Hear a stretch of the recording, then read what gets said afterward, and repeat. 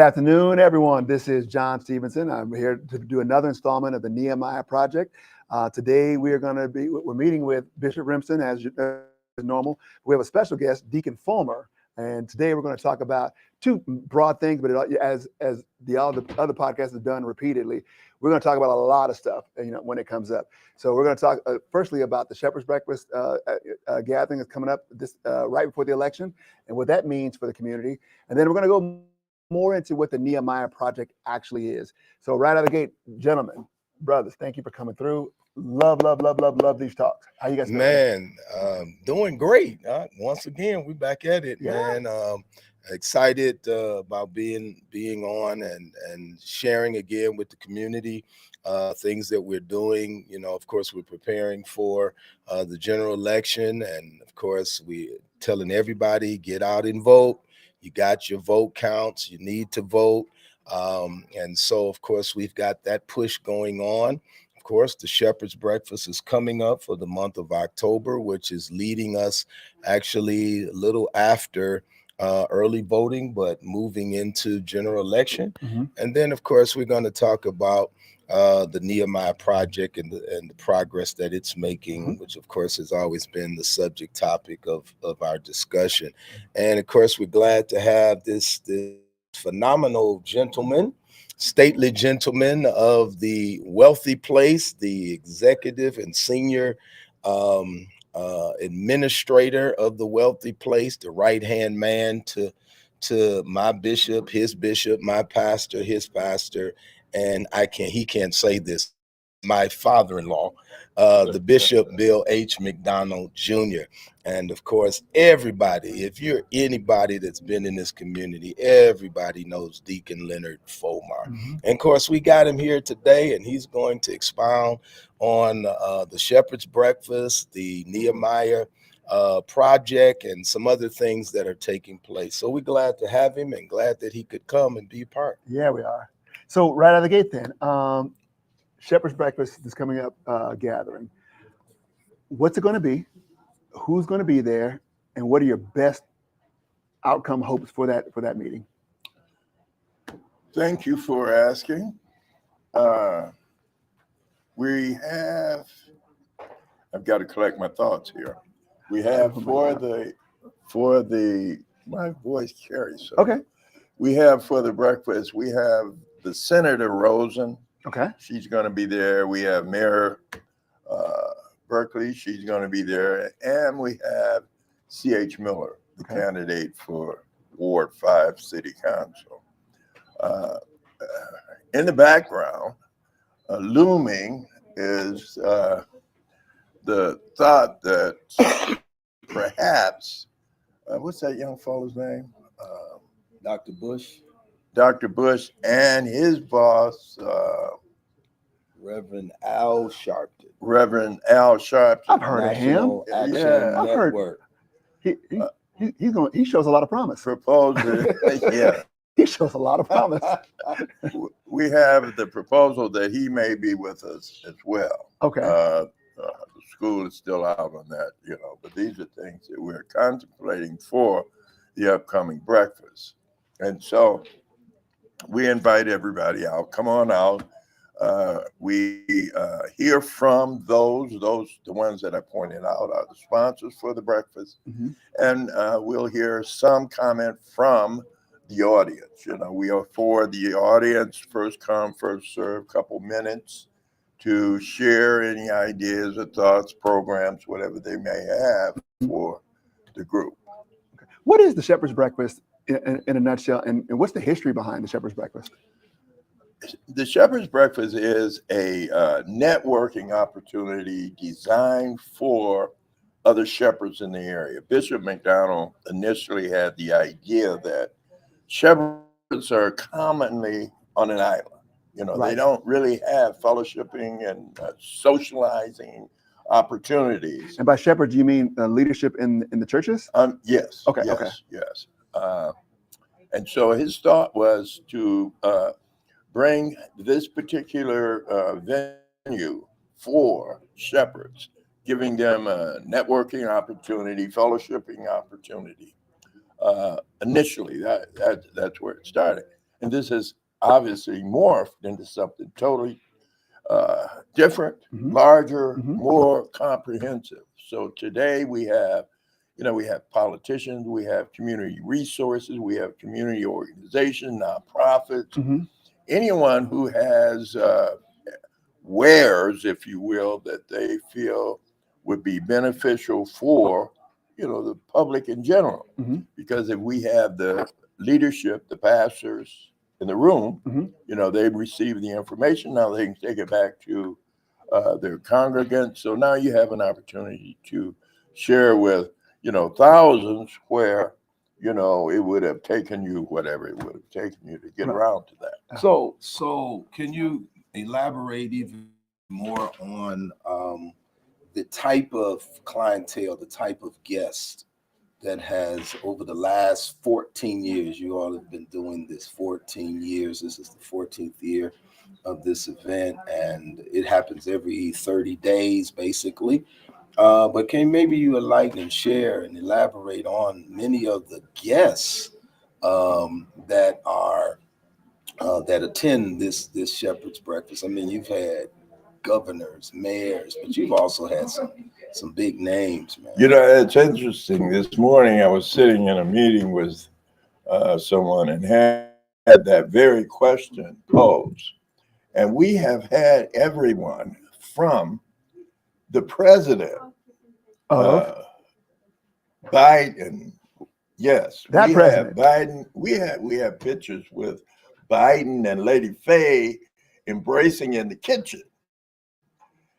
To, and I don't know, I just picked her, to Camilla Bywater. Camilla Bywater. Camilla, I'm sorry. Bywater, yes. Forgive me. That's fine. Camilla Bywater. So, everyone from the president to the local school board candidate. We had get into good trouble, Lewis. He was there. We had Representative Lewis. We had Jesse Jackson was there. We've had the gamut of individuals who have come through over the 14 years, this venue. What has been the best part and the thing you're most proud of with what the Shepherd's Breakfast has accomplished thus far?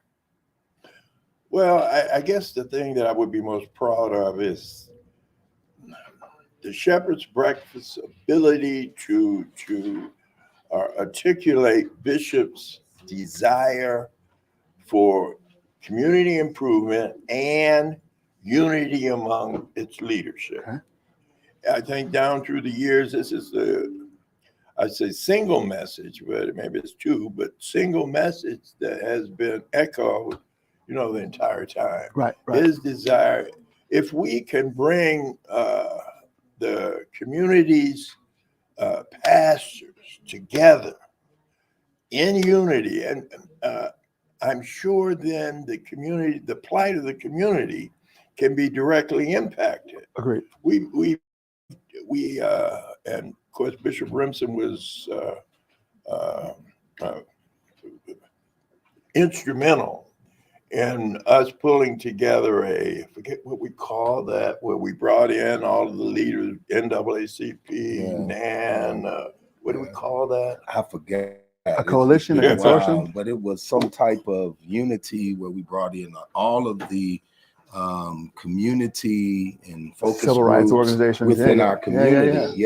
And we sat down and we had those leaders and chieftains that kind of educated those that were in attendance during that time of what they do, what their organization do, and what it is doing for the community. Right. The whole idea is that we would be able, from a unified front, to speak.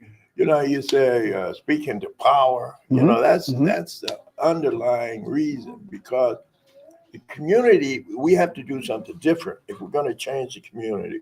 It's got to be something different. So we somehow the community is going to have to be able to speak to the power and the vehicle of the Shepherd's Breakfast. We believe is poised to do that. So John, remember now last week, right? That's what we highlighted on. We highlighted on the unity with the community in mind and bringing organizations, churches, Mhm. pastors Mhm. together, and the Shepherd's Breakfast seems to be that conduit, right? That literally brings together all of these entities every single month without fail. And especially, Deke, you have to admit, especially it gets real crowded when it's election time, right? Yeah. Crowded by whom? Man, politicians, those that are running for office, seeking office, Mhm.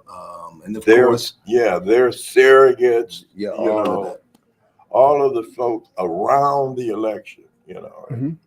And so it galvanizes, and it's just good to see that type of unity that comes together through this diverse platform. And I deem it now to be the largest diverse platform, especially in the historical West Side. Mhm. We've got everybody, as mentioned, even if you're going to your down ballot races and local politicians, government officials, Mhm. man, that just converges.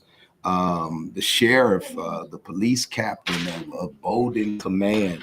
It's just a wonderful thing, and somehow we can expand that. You know, if we could expand that unity and get more unity involvement, Right. man, our community would be very, very powerful. Mhm. You know, as Deke said, we can speak. You know, we could speak to the powers that be, because you know, as I shared before, numbers is what makes a difference. You know, one man can't really make a change, and you'll hear people say that sometimes. You know, one man can change the world, Mhm. and one man really can't do it. Right, Now, right. one man possibly can galvanize through his charismatic leadership or his servant leadership, Mhm. and he can galvanize those numbers. But man, you need the unity, the numbers to come together, unify, be in solidarity. Agreed. And those are the numbers that make a difference, that speak to power, Right. and things begin to change. You know, on that note, I would like to caution, should I say that?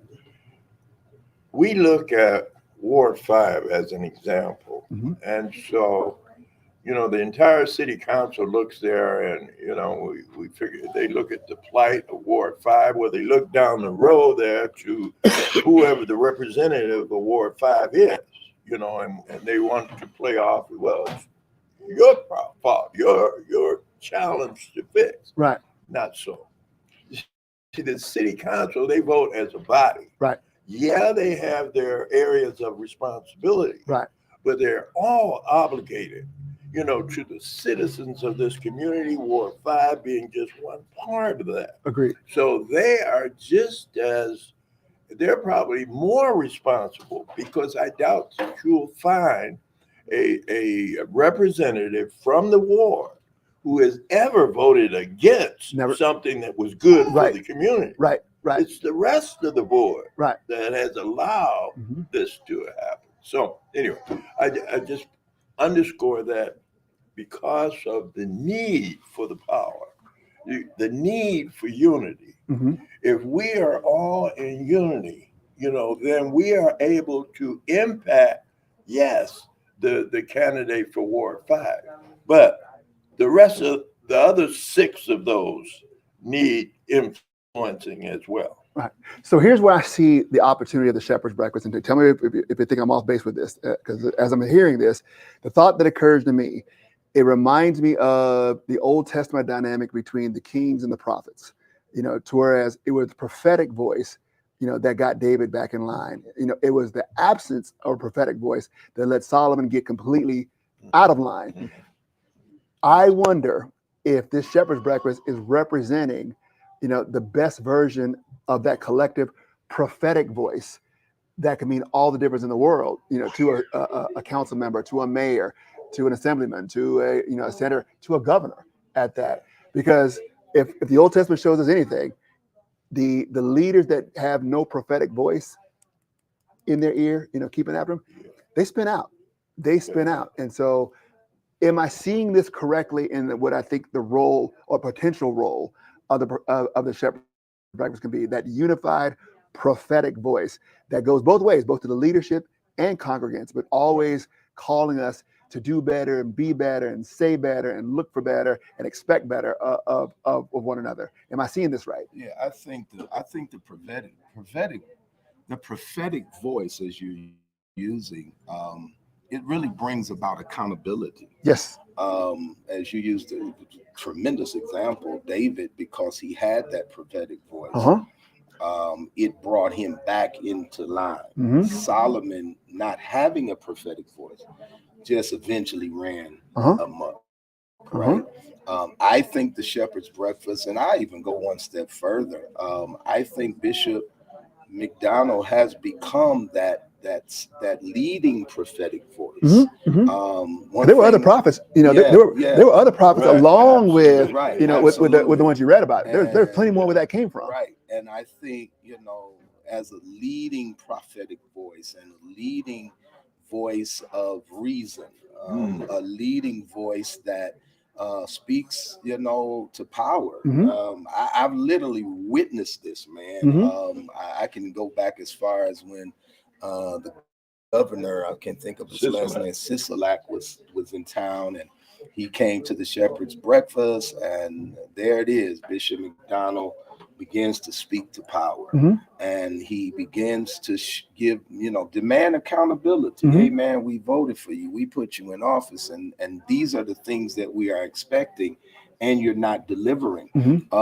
And of course, as you're saying, the multiplicity of other prophets that now come together on the same page, which now is the shepherds, that follow the lead of this chieftain, senior statesman and vanguard of the community. I often refer to him as the community bishop, right? Because he's that senior statesman. He's that vanguard. I've had a chance to, of course, live on the West Coast, but I've also lived in the Midwest, and I've lived in the East Coast, right? And those areas and regions always had senior statesmen, and they always had vanguards, right? And there was always that one chieftain voice, that one prophetic leader, that all of the other pastors would galvanize to, and they would adhere to his voice, and they would come to him, or to that particular individual for what is the direction, what is the vision, what are we speaking, how do we need to get on the same page. And I think Bishop McDonald has become that in this community. He's become that to the pastors of this area and this ward and district. And I think that the shepherd's breakfast has become that prophetic voice, because everybody drives to it. When I first got here about 4 years ago, it was picking up steam, but of course we had pandemic. But after, of course, pandemic kind of settled out, man, this thing is like picked up some steam, and it's the place to be. And who ever heard of people seeking out a prophetic voice? Yeah. Now that's unusual. Exactly. When people are seeking out a prophetic voice, that means they're hungry. That means they're searching. They're searching for someone to make sense of what appears to have no sense whatsoever. They're looking for that moral North Star, that moral compass to help them figure out how should we think about these issues, these complex issues. And that I just see so much opportunity in the interesting thing in this whole scenario as we're approaching it now, I think, is what is the new day approach? Because our tendency is to look back. Our tendency is to look for that leader. Our tendency is to think that, Martin Luther King has to rise up. Right. But as I've had discussions recently with some of the more contemporary minds, I'm not sure that Martin Luther is coming back. And so best I can tell. it is very likely that our leadership has to take a different approach. And I believe that as he is describing who Bishop McDonald is, Bishop McDonald may not be the voice as a MLK, but Bishop McDonald is from God, the word escapes me. He's recognized. He's a connector. He is a connector. He's a connector. But it's his what do I want to say? His credibility, that people have rallied to, and it's his absolute concern for others, because he has his second man philosophy. And what is a second man philosophy? Absolutely. He commonly talks about, well, I can come off the bench. Okay. And I can hit so he's saying he's next up, right? Yeah, he's the sixth man. Right. Yeah. But the reality is, I believe that it takes that kind of mentality to lead today. Because since we don't have an MLK, right, and it doesn't appear that an MLK is coming back, right. Now we have to go with what we have, and that's what we have. He has the credibility. I don't care who you talk to, folks that like him and the folks that don't like him. But they respect him. They respect him. They trust him. They know he's got character and competency. Yeah, absolutely. Yeah. They know who he is. Right. And so I'm just absolutely convinced that as we go forward, this kind of leadership is what is going to be required to move to the next dimension. Yeah, so that said, what kind of followership will it take to make the most of the leadership that is emerging from the Shepherd's Breakfast? How do we, the ones who Bishop wants to put out, to be leaders of the future, how do we exercise the right kind of followership to make the most of the vision and what the Shepherd's Breakfast is accomplishing?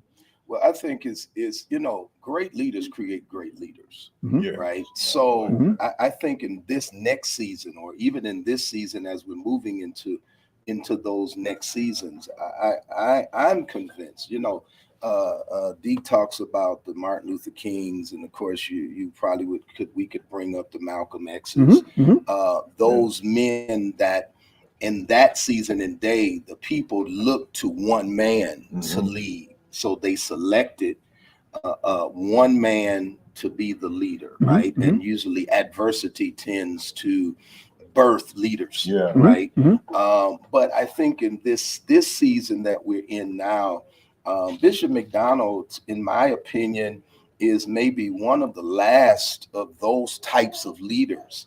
I think the next generation of leaders are going to be multiplicity of leaders, as you say, multiple prophets, right? But these multiple leaders have to begin to learn how to come together, how to unify, how to put the people before the position. It's not about how much power you weigh, how much power I have, but it's how do we bring our powers together for the common good of the community to advance the community and make it better, right? So I think that under the leadership of this senior statesman, he's now responsible to also start helping to develop and cultivate other leaders, causing them to understand the importance of integrity, understanding the importance of accountability. If you're going to be a leader, man, you got to be accountable to the people that you're serving. If you're going to be a leader, you've got to be integral. People have to be able to trust you. And I think he is that guy in this moment in time to reach out and be able to touch and direct to all of these other young and upcoming leaders to eventually say, now, once I decide I'm off the scene, however that is, now you guys have to step up, but you guys gonna have to come together and work as a unit of leaders in order for the people to follow. And I think that's the season that we're in. Bishop McDonald is in a very pivotal posture right now, in my opinion. When I got here, man, Bishop was on the way out health-wise. He was going down for the last count. And we literally saw, Sunday mornings, man, he he was looking 10 months pregnant, because of the congestive heart failure. But Bishop wouldn't quit. That was the crazy part of it. The old man wouldn't stop. He just kept preaching. He would drag his leg to the pulpit. He would preach the sermon. And no sooner than he get through, he almost looked like he was going to pass out. But we literally saw God do this almost 180-degree turn. And we saw his health recovery, and he began to get stronger. And I said that because I really believe that he has been selected and has been chosen for this moment in time to begin to show the rest of these leaders, this is what a leader is to do. He is to speak truth to power. He is to galvanize the community and unify them so that we are one voice speaking the same thing. We might not agree on everything, but the things that we do agree, that's what we unify on. And then training and taking under his wing many of these other younger leaders coming along and showing them, man, this is what you guys gonna have to do. And he always talks about unity. We talked about it last week. We talk about it every week. We talk about it every week, man. Yeah. Just, man, what would happen if our community got together and unified? And what would happen if the pastors came together and did a project together, just unified and really leading into the Nehemiah Project? Right. Well, and the thing on that is that this is not a foreign concept or idea, because if you look around our own community, not our own community, but communities around our community, you can see that kind of unity and the results that kind of unity produces. Yes. You see. Yes. And so you can't go into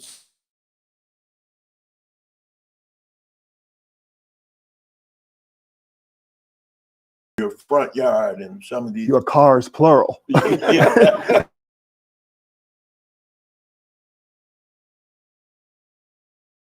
See?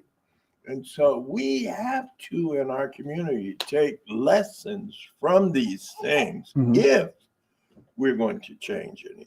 Do you think that part of why we've become disillusioned about now, I'm assuming that disillusioned about unification and efficacy of even reaching out or trying or holding out hope for political leaders to do anything, whatever? Do you think that our mistake was to put that kind of hope on political leaders in the first place, when it probably should have still gone through the prophetic voice of the church, at least for the Black community? And what I'm getting at is this: I think we and if you feel differently, please say so. I feel like we made a mistake by thinking, now that we have Black, mayors, council members, governors, you name it, that we can take our foot off, the gas, or we can lessen our reliance on the clergy, and we can lessen our reliance on the church, because maybe, without even articulating it this way, maybe they thought the church was the means to those political ends, when really that's not the case. The church is the ends, and then the politicians are actually the means. Right. How do you see that? I know that was a long wind up to a question that's probably not all that clear. And it's interesting because, again, I told you I was in a meeting this morning, and that came up in the meeting. I don't think there is any question that we have taken our foot off of the accelerator. You haven't, but the community doesn't go to you like they once did. Well, and they should. Let's talk about this as we go here. Now, okay. One of the challenges is that, and it is a challenge, that we now have a job in the water department. I got a job as a teller in the bank, and as such, I no longer live in the hood. I moved away. Right. So now I think, man, I done made it. Right. So I don't need to come to the rally. I don't have to come to the planning session. And so that plays such a big role. Now, this morning we were talking about having community organizations in the church, almost as a ministry of the church. But because these folks live in Summerlin and Henderson and wherever they live, well, they don't see the need for that. Right. So it's very difficult for the church and the hood to formulate an active committee such as that. Right. Therein lies one of our large challenges. I think the fact, as you pointed out to begin with, that we've taken our foot off the gas because we no longer feel that pressure. Right. See, we used to be concerned about, I'm not so sure that we can all go to sleep tonight. Somebody better stay up and watch. Right. We don't feel that anymore. It's okay. Sometimes the electricity.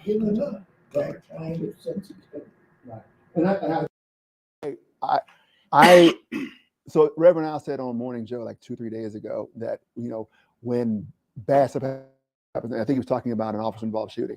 He said the people, they don't call the rappers, they call me, and he's right. And now it had me thinking, shouldn't every time there's a community issue, let's say an officer involved shooting or an encounter that just goes poorly, or a homelessness issue that's gotten out of control, or just pick any number of issues, it made me think that our first stop has not been the church in a long time. And once upon a time it was, hey, we got an issue with housing. Let's go to the church and find out what we're gonna do about it.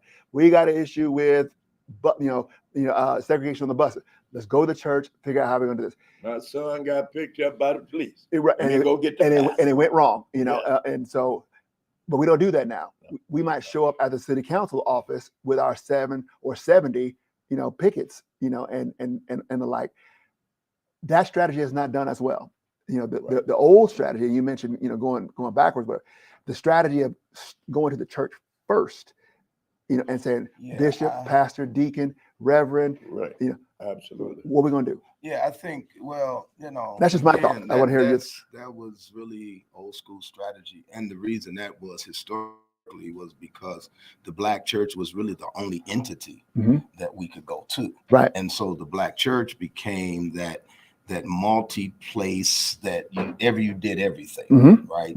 Now we have, plethora of organizations, focus groups that now people beeline to. It's no longer just the church. So my question to you with that is, are we the poorer for having done so?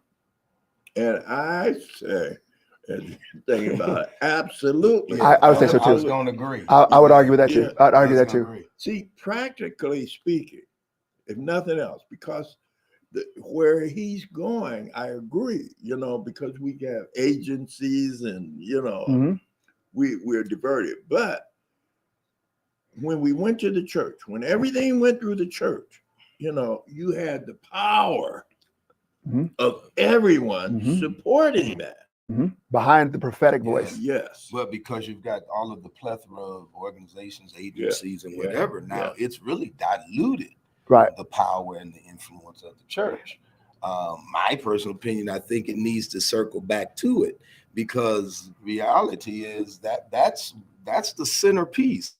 Right. If nothing else, and really can't even say that as much as you used to could say it, because at some point, everybody at some point came by the church, through the church, or to the church. Right. Right now, it's different. Everybody's religious ideologies are different. Right. Some, pandemic really didn't help us, because pandemic kind of said, well, you can do church without never going, or never participating and being a part. So now the mentality of the new generation is, well, I can still love God, still serve God, but never have to go to a church, because they look at, the church as a traditional platform. Right. That's, you're going to be in there 3 hours. You're going, you got to go through all of these, calisthenics and rituals and all of that. So I think it has helped to dilute the church. But I think eventually, man, somehow people are going to return or have to return back to the church, and that church is going to have to be that platform. I would agree. That strengthens. And I'll take it darker for a moment, if you don't mind. Yeah. My feeling on the matter is the late 60s, early 70s, we started to popularize cynicism of the church, in that there was less of a belief, in God. Is one strain of it. The other strain is, as Deacon Fulmer says, once people started to get their jobs, in the water district and move away, whatever, there was a contentedness that made them say, maybe I don't need the church. There were swipes, about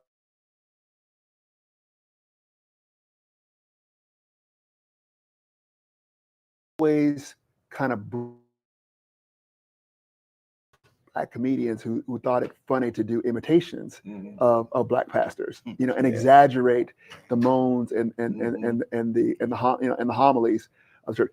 I thought each of those were corrosive or erosive, to the foundational necessity of the church. And so, to your point, at some point, I wonder if our community is going to say the best evidence we have of an effective organization for change in the Black community, the only one's got evidence that backs them up is the church, not John's, Action Network, coalition, who promises to go through and raise all kinds of hell with Councilman Creer, and then when I don't, now they're disillusioned, but I just blame it on Creer, who then, or whatever, and we've not done ourselves any services by trying to explore every other option except for the one that's worked in the past. Well, the one thing about the church is it's consistent, and it has longevity. Other organizations and agencies don't have the longevity that the church has now. Nor the prophetic voice. Nor the prophetic voice. Now, and even though the church has transitioned over time, over centuries, it has transitioned. It's transitioned. At some point, it comes back to its original origin, right? Which is Christ, which is discipleship, which is evangelism. It's touching the community. It's changing lives. That is consistent. But I will say this: I do think that as we are moving forward as the church, if you will, or the kingdom, I do think that we have to consider making necessary adjustments so that we remain relevant. Right. And if we're able to do that, if pastors and leaders are able to make the necessary adjustments, the necessary changes to keep the kingdom relevant, the church relevant, then eventually people gonna circle back because of its longevity, because of its proven track record. It's proven to still change lives. It's proven to impact people. It's proven to help families. Keep families together, bring families back together, save and deliver children and young people that might get off track or strung out on drugs. It's a proven track record. I hear what Bishop's message is. I might be a little older school, and see, I'm wondering if we should not, within the faith, take a look at what we're doing. Now, the word says that.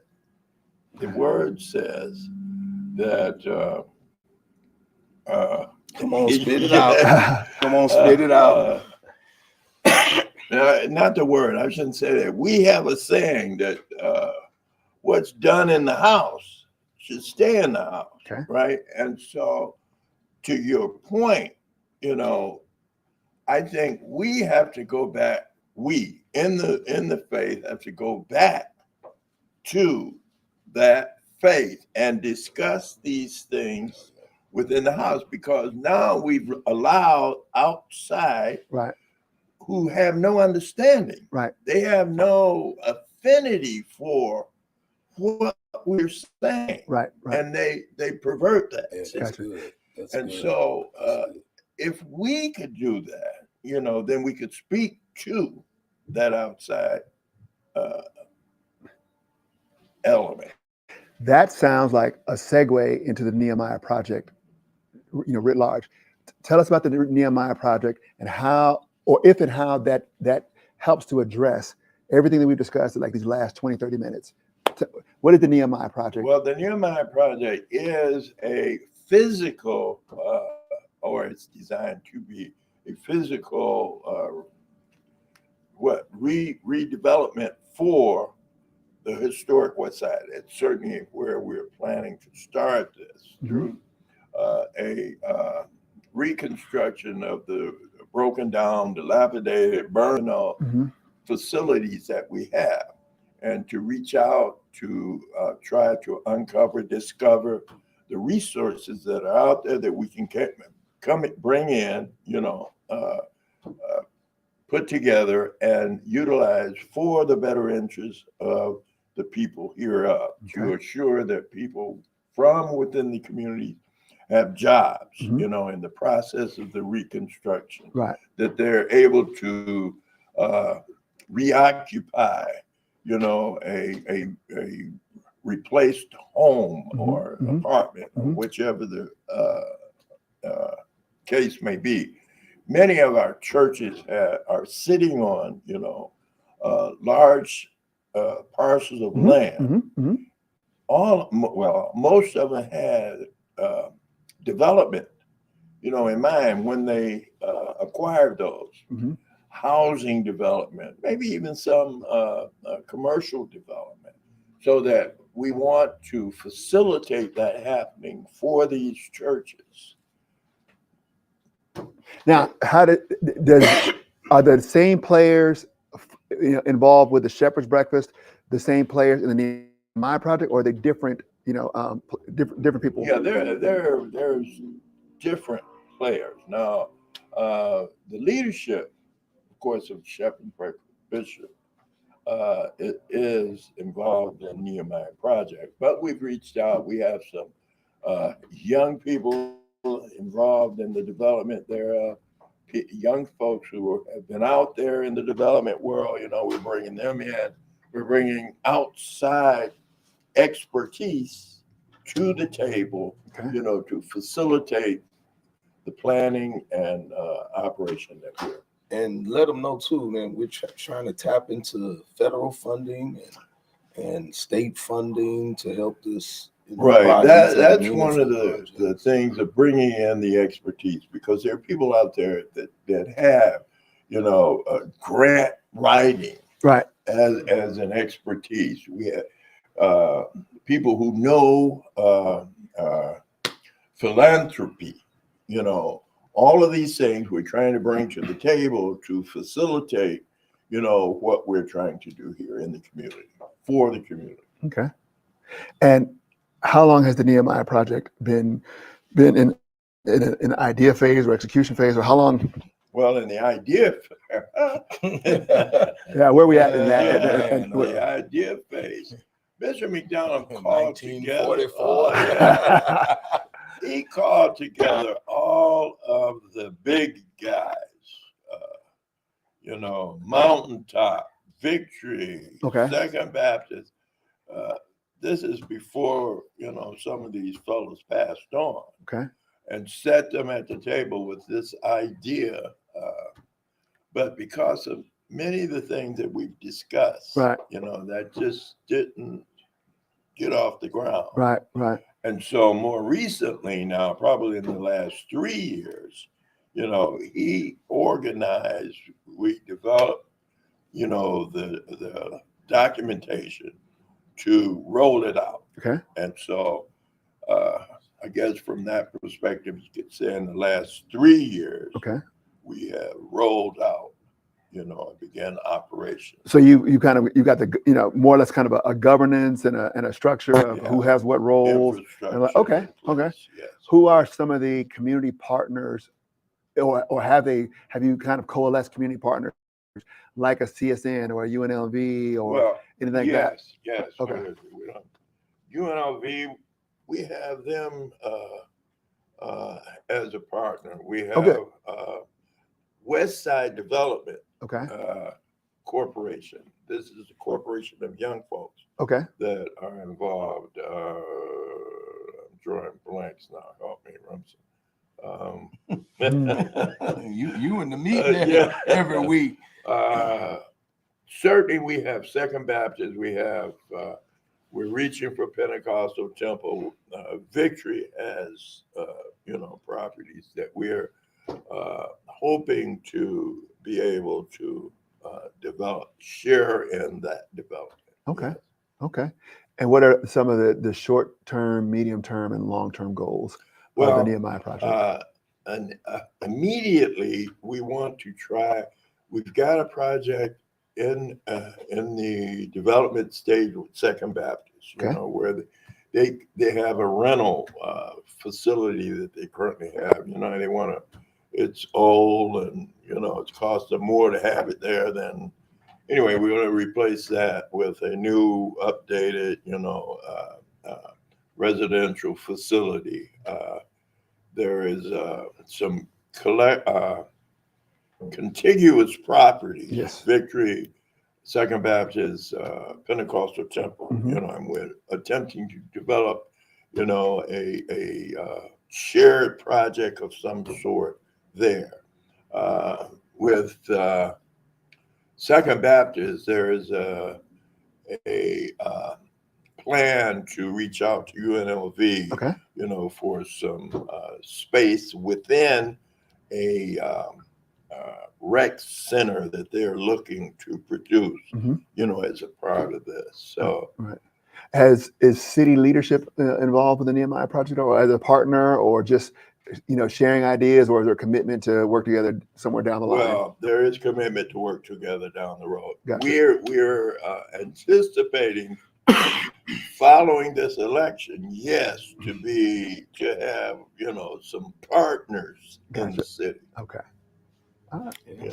What's your take with the Nehemiah Man, Project? listen, I think it's great. We're trying to do our part to develop, the historical West, Ward 5, District 6, and that's a great start. You know my take on it, man. Mhm. We hear people share about how long they've been in the community, and they've been here 30, 40, 50 years, but this part of town has sat dilapidated Mhm. for almost 55 years. Mhm. And just to sit at the table, and of course I'm at the table. I'm not there every week, Right. but I'm at the table, and how Bishop, being kind of the spearhead, has brought these pastors together to tap into not creating a vision, but literally tapping into their vision of what they want to see for their ministry. And just really starting to see some of the things coming together, the renderings that are being produced, and how it will help to expand the ministry or provide certain facilities for them to do ministry at a more relevant level. Mhm. Mhm. But in that sense, it's also helping to develop, this community. And we just don't want, it would be terrible for the historical West Side of Las Vegas that has been concentrated by African Americans, great leaders, great pastors, great ministries, businesses at one time that was thriving. And then all of a sudden we sit back and we allow this to be totally gentrified. Mhm. I think that would be, I think that would be tragic. Mhm. And by gentrified, you mean relinquished? Yeah, basically. Yeah. I think that would be tragic on so many levels. And so, we, just trying to get this, community thriving again, and at least to, if nothing else, let's at least maintain the African American history of this, historical West Side. You got to realize that, for there to be growth, eventually there has to be a sense of Right. gentrification, right? Harlem had to have some sense of gentrification in order for it to be rebuilt. The franchises are kind of a high water mark. When a Starbucks shows up, Absolutely. Starbucks only shows up when you look promising. When you look promising. Yeah, Subway doesn't show up until you look promising. Absolutely. So that's a sign. That's a sign. It is a sign. So Yeah. I think if we can, get to that point, and you got to start somewhere. And I think again, it circles right back to the church. We're going right back to the church. Let's see what we can do to help you build. Mhm. And if the community sees the church growing and expanding and providing facilities and resources and ministries for the community, man, it's going to spark some things. Now it sparks, the businesses to be able to thrive. And I pray and hope that in this election coming up, that and I know we're all excited about Kamala Harris and Walz. I'm praying, that's what I'll say. I'm praying. But we have to be concerned, as we often talk about, the down ballot races, the mayors, the city council. Who is going to represent Ward 5? Who's going to represent Senate District 4? Board of Regents, and board school of trustees. Regents, school trustees. You know what I'm saying? And so we're hoping and we're praying and we're believing that the right candidates and the right persons will get into these places that is willing to collaborate and to work with the pastors and leaders and those that want to help to develop and see this community thrive. Just keep in mind, I admonish everyone to keep in mind that these offices have been occupied by people that look like us. Yeah. But here we are. Right. Yeah. And so all of the things that we talked about in terms of the unity piece, it's essential if we're going to have change. Agreed. It's not Agreed. these folks running for office. Right. And we're asking too much of them if we are expecting that. Yeah, Yeah. absolutely. We're asking way too much of a city councilman or a senator to rally the community.